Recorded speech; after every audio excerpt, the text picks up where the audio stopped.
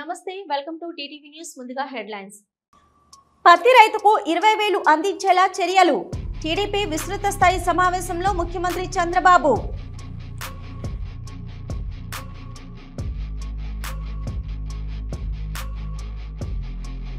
HIV బాధితులకు త్వరలో కొత్త పెన్షన్లు మంత్రి సీతక్క వెల్లడి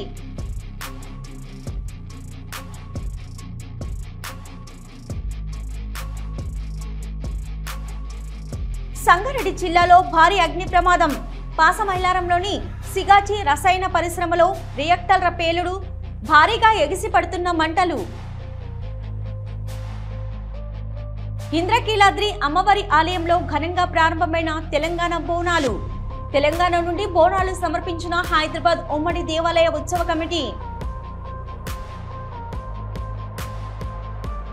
శ్రీవారిని దర్శించుకున్న సినీ నటుడు మాధవన్ సినీ గాయకుడు రాహుల్ స్వాగతం పలికి దర్శన ఏర్పాట్లు చేసిన టీటీడీ అధికారులు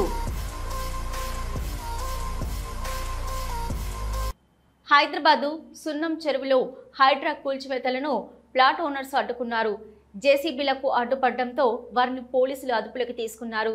మావి రిజిస్టర్ భూములు 1956 నుంచి మాకు పత్రాలున్నాయి. రాష్ట్ర ఉద్యోగుల గృహ నిర్మాణ కోఆపరేటివ్ సొసైటీ విక్రయిస్తేనే కొనుగోలు చేశామని వారన్నారు.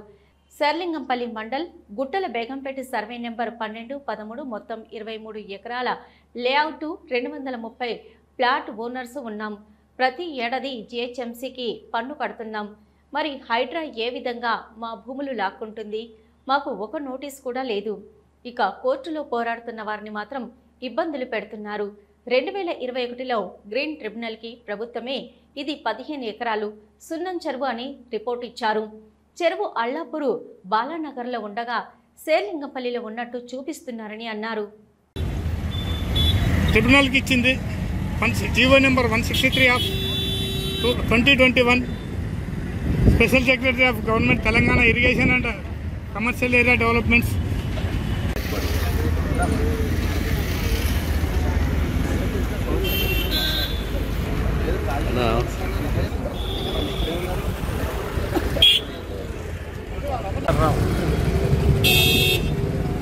ఇక్కడ నేను పుట్టి పెరిగింది ఇక్కడే. నా వయసు 82 సంవత్సరాలు. మేము స్టోన్ మైన్స్ ఫ్యామిలీ మాది. ఈ బంజారా హిల్స్ ఇదంతా షేక్పేట.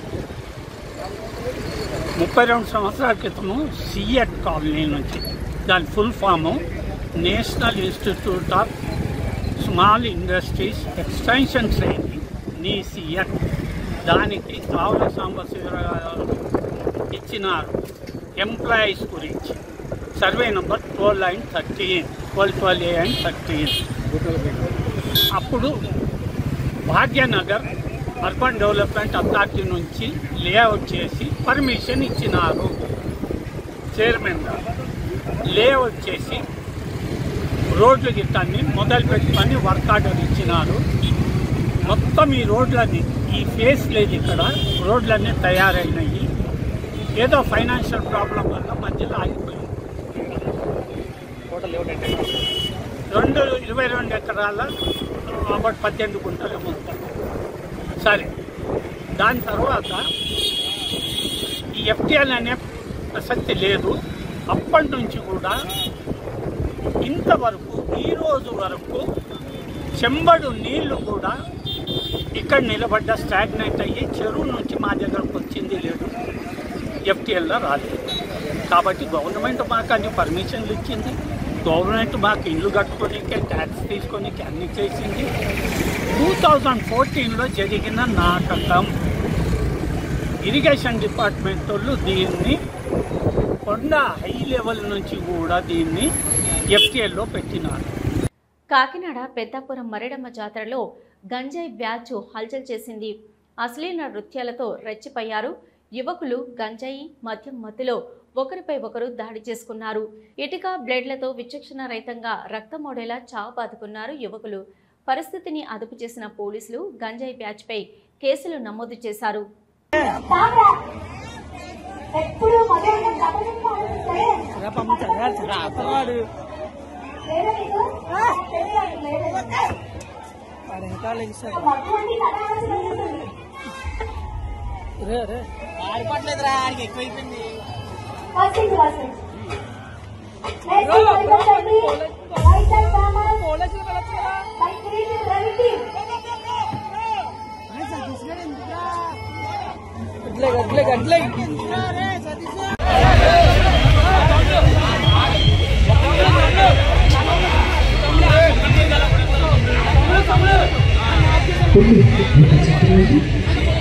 చక్కటి మాట మరి సాయి కార్యక్రమం జరుగుతుంది.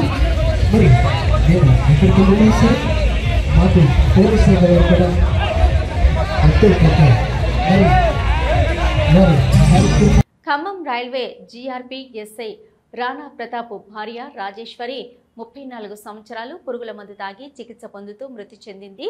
భర్త ఎస్ఐ రాణా ప్రతాప్ అత్త మామ బావ మానసిక వేధింపులు తాళలేక రాజేశ్వరి పురుగుల మందు తాగిందని బంధువులు ఆరోపణ.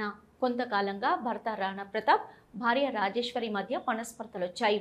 ఇద్దరి మధ్య మనస్పర్ధలతో రాజేశ్వరి తల్లిదండ్రుల వద్ద ఉంటుంది. ఇటీవల రాజేశ్వరి అత్తగాలు విరగడంతో అత్తగారింటికి వచ్చింది. ఈ నెల 26వ తేదీన అత్తగారింట్లో గొడవ జరిగి తల్లిగారింటికి వెళ్లి పురుగుల మందు తాగి ఆత్మహత్యాయత్నం చేసింది. ఆసుపత్రిలో చికిత్స పొందుతూ మృతి చెందింది. భర్తతో పాటు అత్త మామ బావ వేధింపులు తట్టుకోలేక ఆత్మహత్య చేసుకుందని రాజేశ్వరి తల్లిదండ్రులు అంటున్నారు. ఎస్ఐ రాణా ప్రతాప్తో రాజేశ్వరికి 8 ఏళ్ల క్రితం వివాహం జరగగా వారికి కుమారుడు కుమార్తె ఉన్నారు. ట్రైనీ ఎస్ఐగా ఉన్నప్పుడే ఖమ్మం పట్టణంలో ఓ షాప్ ఓనర్ని గన్తో ఎస్ఐ రాణా ప్రతాప్ బెదిరించాడు. ఖమ్మం ప్రభుత్వ ఆసుపత్రి వద్ద ఉద్రిక్తత. ఎస్ఐ రాణా ప్రతాప్ తండ్రి రామచంద్రయ్యపై ఖమ్మం ప్రభుత్వ ఆసుపత్రి మార్చిరి వద్ద దాడికి దిగిన మృతురాలు బంధువులు పోలీసులు రంగప్రవేశం చేసి ఇరు కుటుంబాలకు నచ్చచెప్తూ రామచంద్రయ్యను బయటకు పంపించేశారు. మాదాపూర్ సున్నం చెరువు వద్ద ఆక్రమణలను హైడ్రా అధికారులు తొలగించారు. గతంలో కూడా సున్నం చెరువు FTL బఫర్ జోన్ వెలిసిన అక్రమ నిర్మాణాలు కూల్చివేశారు. తర్వాత సున్నం చెరువు సుందరీకరణ పనులను చేపట్టారు. సున్నం చెరువు సమీపంలో వ్యాపారులు బోర్డు వేసి ట్యాంకర్ల ద్వారా నీటిని తోడుతున్నారు. సోమవారం ఉదయం 5:30 నుంచి భారీ పోలీస్ బందోబస్తు మధ్య సున్నం చెరువు బఫర్ జోన్లో ఉన్న వాటర్ బోర్లు గుడిసెలు తొలగించారు.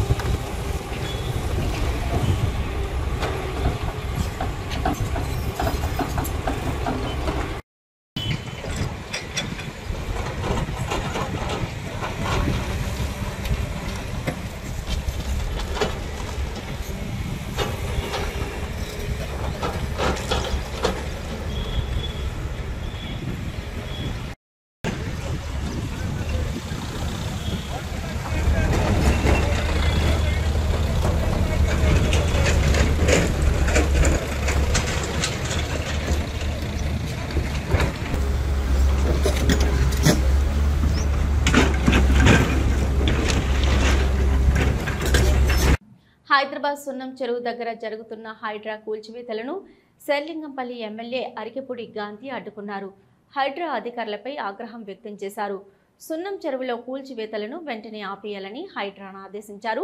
లేఅవుట్లోని ప్లాట్లను కూల్చివేయడం పట్ల హైడ్రా ఎమ్మెల్యే మండిపడ్డారు.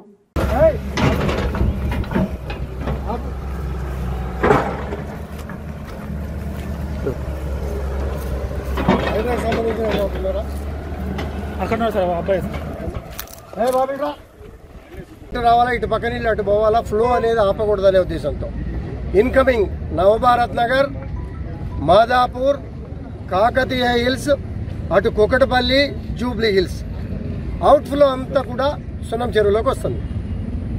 మొత్తం ఇన్ఫ్లో అంతా కూడా ఆ ఏరియా నుంచి వస్తుంది. ఆ ఇన్ఫ్లో మొత్తం ఇవాళ ఆపేశారు. బౌండరీలు మీరు లైవ్ చూశారు, బౌండరీలు మార్చారు, చెరువు పూడుస్తున్నటువంటి దృశ్యాలు చూశారు. హైడ్రా ఒక మంచి పని చేసింది. ఎలా నిన్న మొన్న ఇక్కడ బోర్ల వ్యాపారం బ్రహ్మాండంగా జరిగేది. బోర్ల వాళ్ళు ఉంటే బాధపడుతుండొచ్చు, బాధపడితే నేనే వాటిని టాలరేట్ చేయను. ఎంతో కాలంగా చెప్పా. నిన్నే ఒక బ్రహ్మాండమైనటువంటి 4 ల్యాబ్లలో రిపోర్టు, ఈ నీరు కనుక మీరు తాగితే గుండె జబ్బులతో, లివర్తో, కిడ్నీలతో బాధపడి చనిపోతారు తప్పించి బతకరు ఈ నీళ్లు తాగుతాయని చెప్పి బ్రహ్మాండమైనటువంటి మీ ఛానల్స్ ద్వారా రిపోర్ట్ ఎక్స్పోజ్ చేశారు. ఇది మంచి పరిణామం. FTL బఫర్ జోన్లు కూడా మేము వ్యతిరేకించట్లే. గతంలో హైడ్రా అని భూతద్దంలో చూపించారు. హైడ్రా భూతద్దం కాదు. పెద్దాపురం శ్రీ శ్రీ శ్రీ మరిడమ్మ అమ్మవారి జాతరలో అశ్లీల నృత్యాల ప్రదర్శన జరిగింది. అమ్మవారి జాతరలో ఇలాంటి అశ్లీల నృత్యాలు ప్రదర్శించడంపై ప్రజలు విస్మయం చెందుతున్నారు.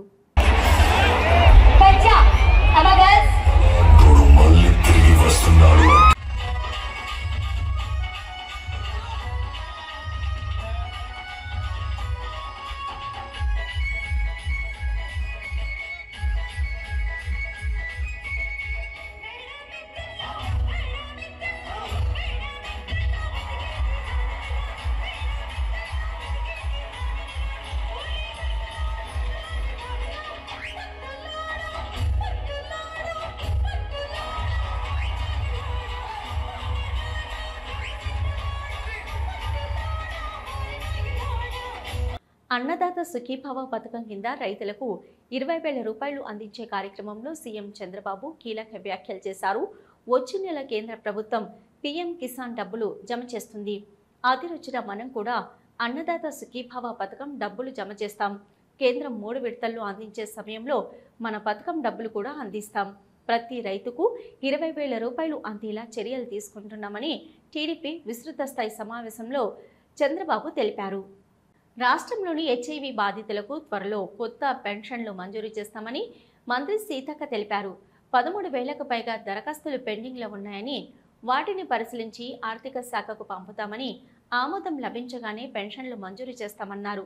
కాగా రాష్ట్రంలో ఇప్పటివరకు 36,000 మంది HIV బాధితులకు పెన్షన్ లభిస్తుంది. ఇకపై కొత్త వారితో కలుపుకొని దాదాపు 50,000 మందికి పైగా ఆర్థిక సాయం అందనుంది. మధురవాడ మారిక వలస రాజు గృహకల్ప కాలనీలో కలకలం. చెత్తబుట్టలో నెలలు నిండిన పసికందు మృతదేహం లభ్యం. జాతీయ రహదారికి సమీపంలో గల అన్న క్యాంటీన్ సమీపంలో జీవీఎంసీ చెత్తకుండి వద్ద లభ్యమైన పసికందు మృతదేహం. పిఎం పాలెం పోలీసులకు సమాచారం అందించిన స్థానికులు పూర్తి వివరాలు ఇంకా తెలియాల్సి ఉంది. సంగారెడ్డి జిల్లాలో భారీ అగ్ని ప్రమాదం చోటు చేసుకుంది. పాసమైలారంలోని సిగాజీ రసాయన పరిశ్రమలో రియాక్టర్ పేలుడు జరగడంతో ప్రమాద ధాటికి 100 మీటర్ల దూరంలో ఎగిరిపడ్డారు కార్మికులు. పరిశ్రమలో భారీగా ఎగిసి పడుతుండటంతో 12 మంది కార్మికులకు తీవ్ర గాయాలు కాగా 10 మంది చనిపోయినట్లు అంచనా వేస్తున్నారు. పూర్తి సమాచారం తెలియాల్సి ఉంది.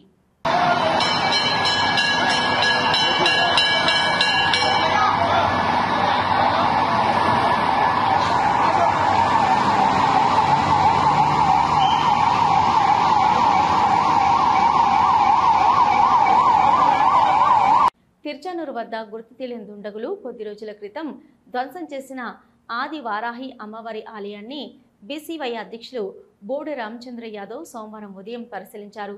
తర్వాత ఆయన మాట్లాడుతూ ఇసుక దోపిడీకి అమ్మవారి ఆలయం అడ్డుగా ఉందని ధ్వంసం చేశారు. ఈ దుశ్చర్యపై చర్యలు తీసుకోకపోవడంతో మరో 2 రోజుల తర్వాత నాగల్లమ్మ ఆలయాన్ని ధ్వంసం చేశారు. హిందూ ఆలయాలు, హిందూ ధర్మం, హిందూ పండుగలపై దాడులు జరుగుతున్నాయి. వారాహి దేవాలయ నిర్మాణానికి అనుమతులిచ్చి ప్రభుత్వమే ఆలయం నిర్మాణానికి పూనుకోవాలి. ఈ వివాదానికి కారణమైన వారిపై చట్టపరమైన చర్యలు తీసుకోవాలి. ప్రభుత్వానికి వారం రోజుల్లో గడువిస్తున్నాం, స్పందించకుంటే ఉద్యమిస్తామని అన్నారు.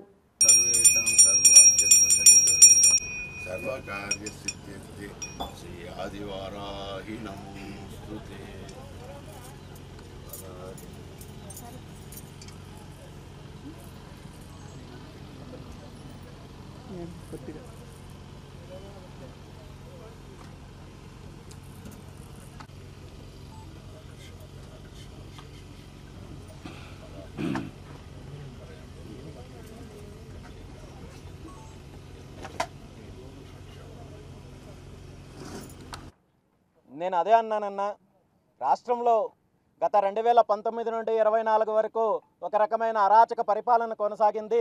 రాష్ట్రంలో ప్రతి ఒక్క వర్గం పైన దాడులు జరిగాయి, అన్యాయానికి గురయ్యారు. హిందువులకు కావచ్చు, పండుగలకు సంబంధించి కావచ్చు, దేవాలయాలకు సంబంధించి కావచ్చు.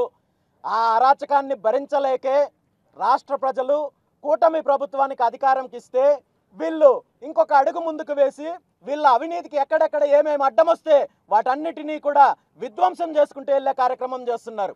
దీన్ని ప్రశ్నించాల్సిన ప్రతిపక్ష నాయకుడు ఈరోజు రోడ్ల మీదకి వచ్చి బల ప్రదర్శన చేసుకుంటూ జనాలను చంపే కార్యక్రమం చేస్తున్నారు తప్ప రాష్ట్రంలో జరుగుతున్న అవినీతి కార్యక్రమాలపైన కానీ ప్రజా వ్యతిరేక విధానాలపైన కానీ దేవాలయాలకు సంబంధించిన ఏదైతే విధ్వంసాలు జరుగుతున్నాయో వీటిపైన కానీ ప్రతిపక్షం స్పందించే పరిస్థితుల్లో లేదు. ఖచ్చితంగా ఈ విషయంలో ప్రభుత్వం ఇప్పటికైనా కళ్ళు తెరవాలి.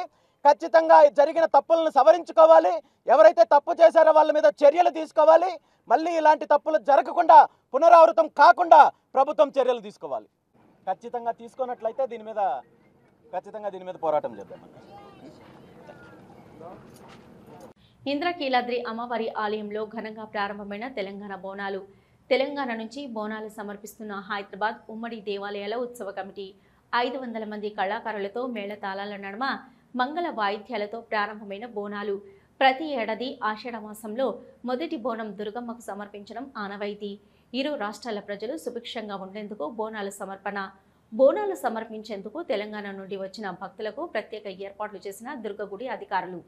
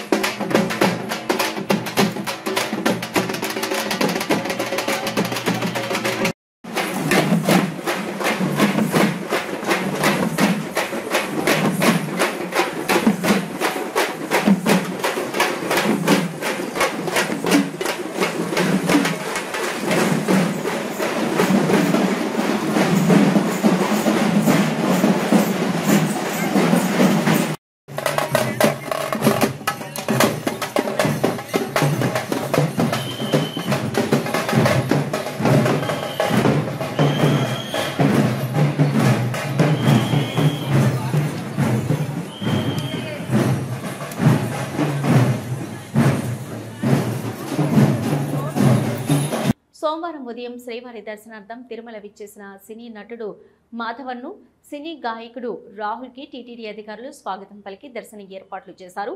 దర్శనం అనంతరం ఆలయంలోని రంగనాయకుల మండపంలో వేద ఆశీర్వచనం అందించగా అధికారులు తీర్థ ప్రసాదాలు అందజేశారు.